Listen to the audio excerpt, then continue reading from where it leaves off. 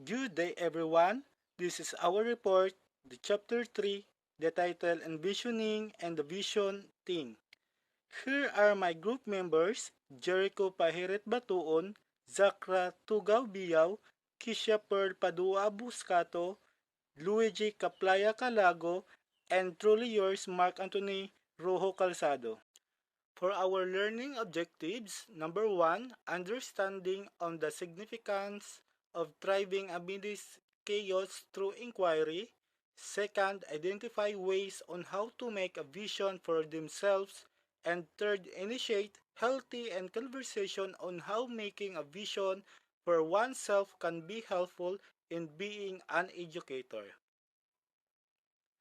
Vision. Any idea what is vision? Vision, a company vision is a written statement succinctly expressing a company's purpose by defining its primary long-term goals. A company vision statement should be inspirational and aspirational.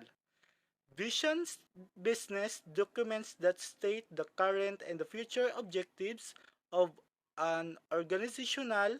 A company's vision must align with its mission, strategic planning, culture, and core values. I have a question here. Why do vision exist in a companies or institution? Having a vision provides a sense of the purpose and direction of the businesses. Visions help you define your short and long-term goals and guide the decision you make along the way. For a second question, should we make a vision for ourselves? Why or why not? It's depend of you because personal visions help direct your life. It provides the guidance necessary to navigate your day and make a choice about your careers. Great by Choice by James Collins and Morton T. Hansen in 2011. Building Your Company's Vision by James C. Collins and Jerry I. Porras in 1991. Visionary Leadership and the Waves of Future by Karen Poe in 1992. Good day, everyone. By the way, I'm Luigi Calago, and let's now proceed to our discussion. Great by choice. I wonder, why do some companies thrive in uncertainty, even chaos, and others do not? The great company and the leaders who built them were not luckier than the comparisons, but they get a higher return on luck, even in a chaotic and uncertain world. Greatness happens by choice, not chance.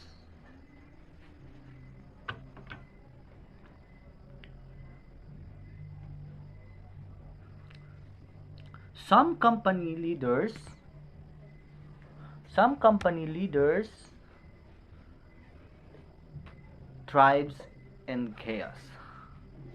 Great enterprises built to endure. Chaos, uncertainty, and instability aren't good. Tensors, thriving leaders and or companies thrives in chaos. By the way, tensors means tensors is a term used to refer to an employee person who is 10 times more productive than an average employee. When something happens that is not good in the company, when hit by big fast moving forces that could never be predicted nor controlled, this company still perform exceptionally well.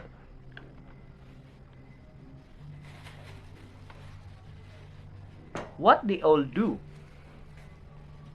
and what thriving leaders and company also do.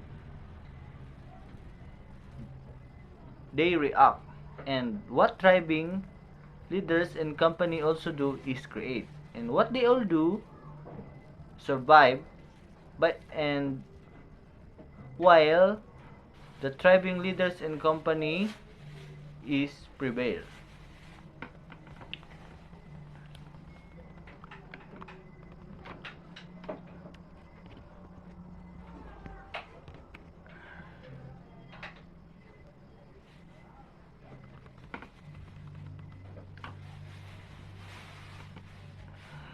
Behavior matters.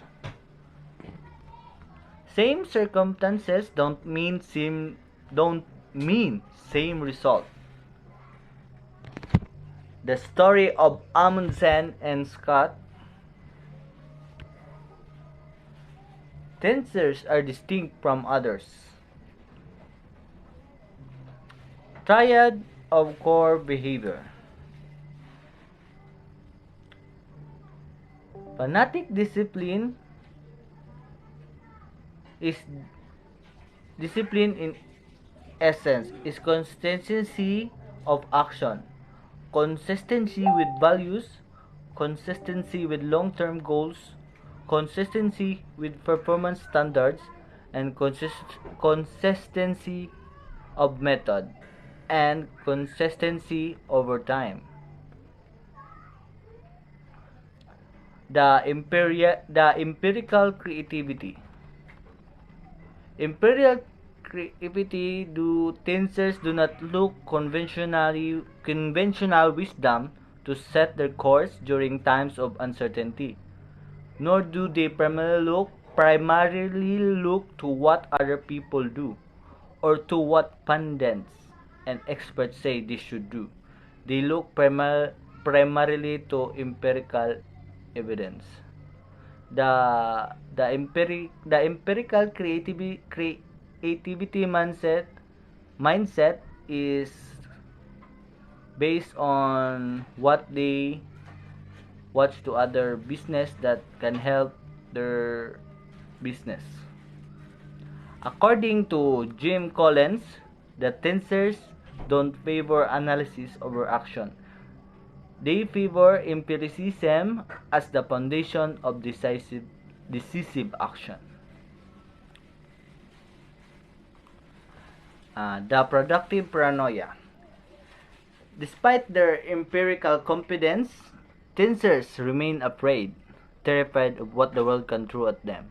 So they prepare to meet head on what they must fear. The productive paranoia is kahit na alam na nila yung mga sa iba na ay nako.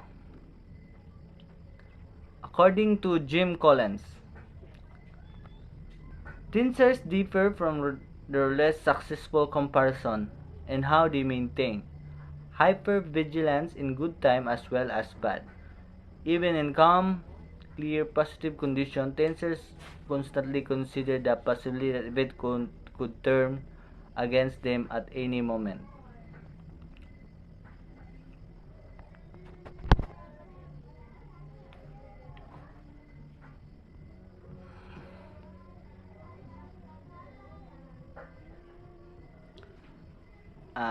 Great by choice. Number 3. A need for the proper mindset. The 20-mile march. The 20-mile march is a concept developed in the book Great by Choice. Enterprises that prevail in turbulence self-impose a rigorous performance marked to hit with great consistency, like hiking across the United States by marching at least 20 miles a day every day. The march imposed order amidst disorder, discipline amidst chaos, and consistency amidst uncertainty. The 20-mile work, the 20-mile march work only if you actually hit your march year after year. If you set a 20-mile march and then fail to achieve it, you may will get crushed by event. Don't go too far. Don't go too much in one step. Lower bound and upper bound. You have to set your lower bound. You have to set your boundary.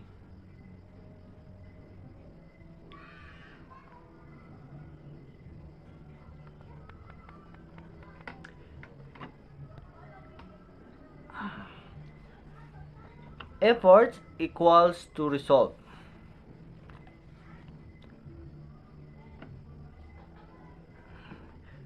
Uh, using the 20-mile march mindset, build confidence to yourself. Reduce the chances of catastrophe and help exert self-control. Thank you.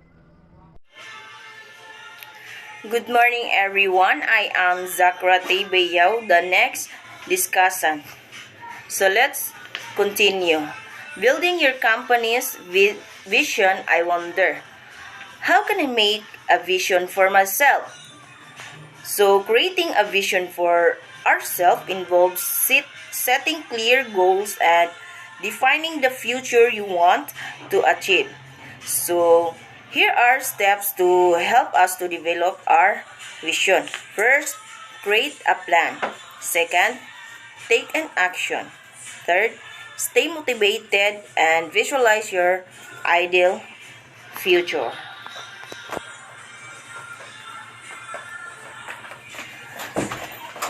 Our core values remain while strategies and practices endless adapt.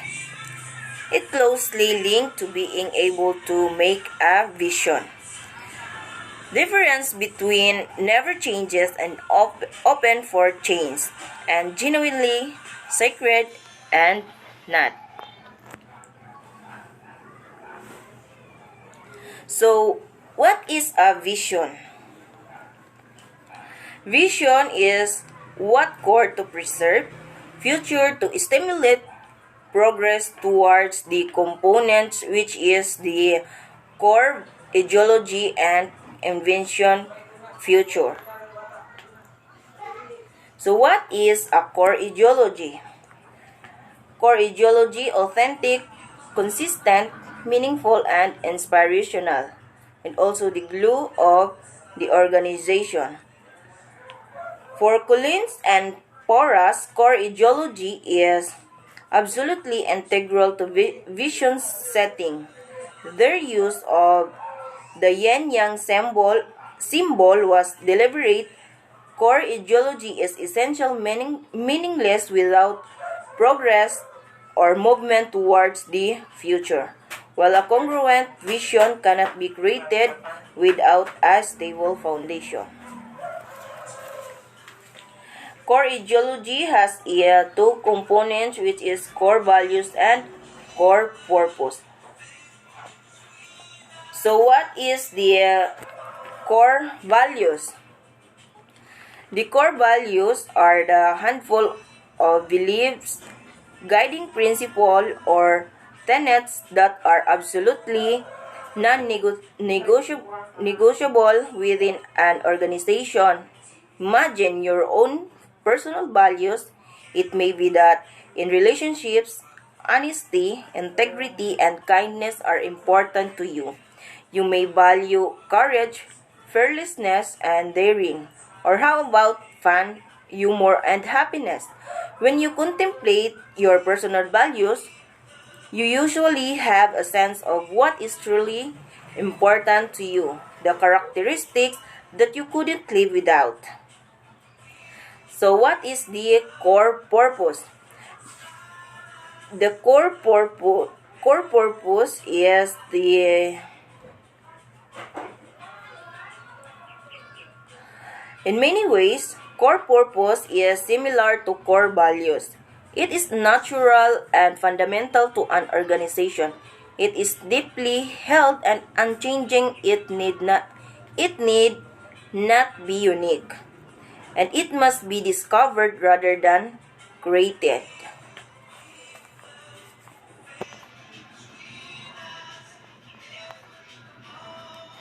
So what is an invention future? Invention future is the means through which core ideology is translated into a tangible goal that stretches and challenges your organization. Where core ideology resides in the background, ever present and the woodwork. An invention future is the foreground, focusing people's attention on a specific goal. It is bold, exciting, and emotionally charged. So, invention future has a components which is the 10 to 30-year audacious goal, the VAGs, or big, hairy, audacious goals. And second, the vivid descriptions. So, what are the VAGs? What are the VAGs? Big, hairy, audacious goal is all companies have goals. Collins and Porras found that visionary and companies often had exceptionally bold and ambitious targets, or as Collins and Porras coined them, bags.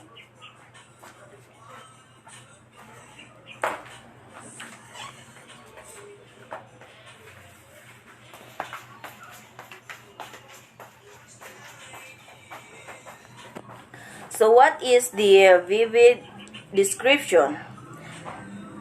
Vivid description, unlike a vague, which should be concise, usually no more than a sentence or phrase, easy to understand and capable of being expressed in multitude of ways. A vivid description is an organization's opportunity to express in detail what it will feel like to achieve their goal.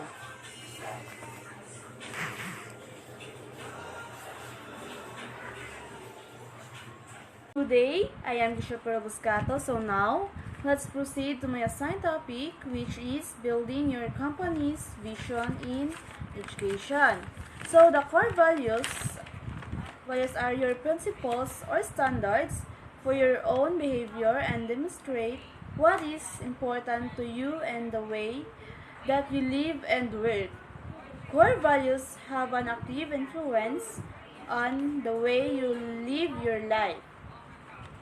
So, the vision in which that article was described as something that provides guidance about what core to prefer and what future to stimulate progress toward.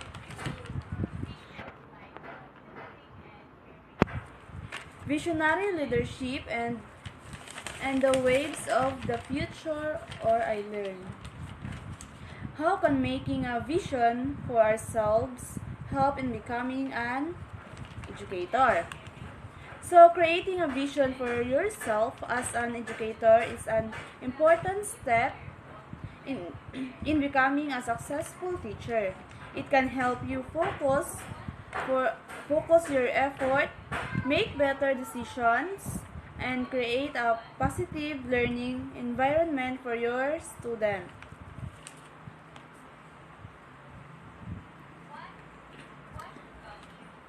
Visionary leadership and the waves of the future, or I learn. First, the vision, primary responsibility, forward thinking, innovative planning, and community involvement.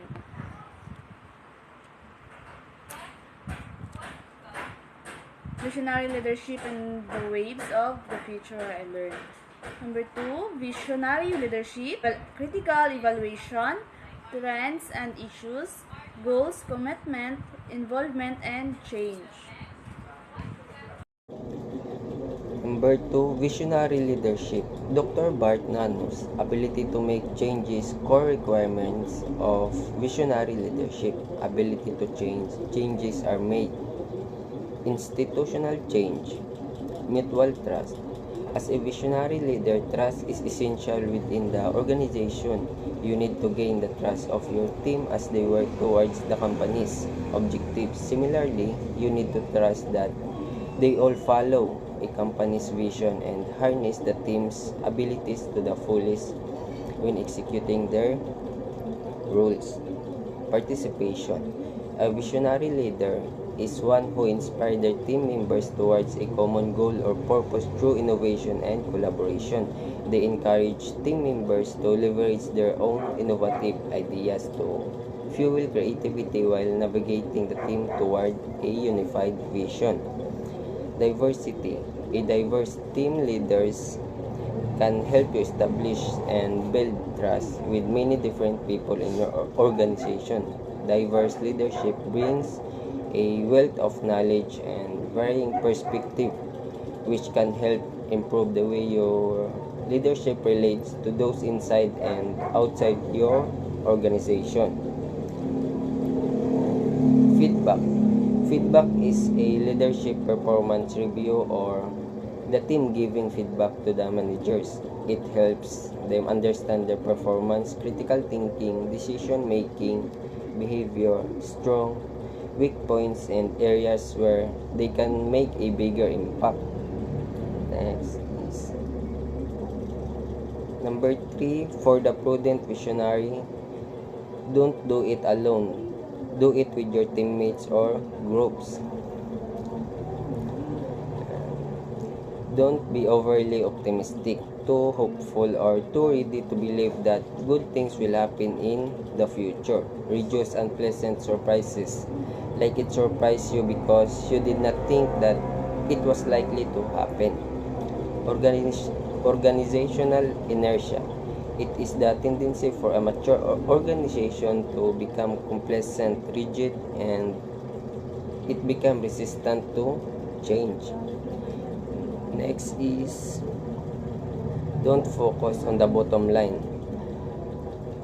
Do not prioritize the most important aspect or final outcome of whatever situation is had. Next, be flexible, and last, never get complacent or feeling so satisfied with your own abilities or situation that you feel you do not need to try any harder. Next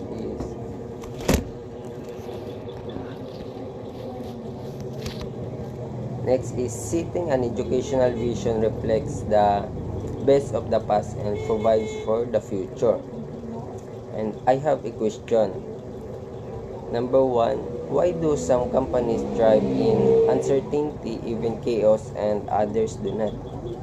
Number 2, how can I make a vision for myself? Number 3, how can making a vision for ourselves help in becoming an educator? And that's all.